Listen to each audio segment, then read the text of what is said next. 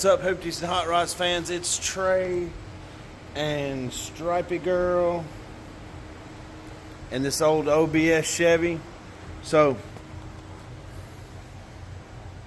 got it a little closer. Well, you can't tell now because of the cat, because she's sitting on the dash. Why must you be in the shot? Are you taking my steam from me? Anyway, you can see where I use my little pecker. I use my little pecker to pound it out. My rock hard little pecker. Hey, you want to see my pecker? Works great.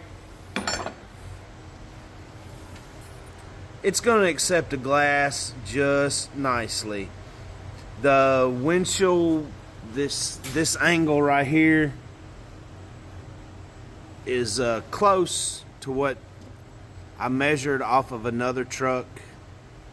I just wanted to make it where it's not so thick, you know, when they put the glass in right there. But the wiper should work. The glass should go down.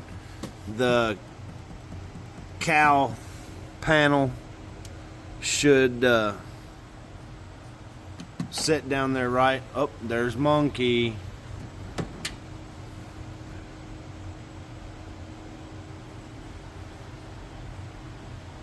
Hoopties and Hot Rods.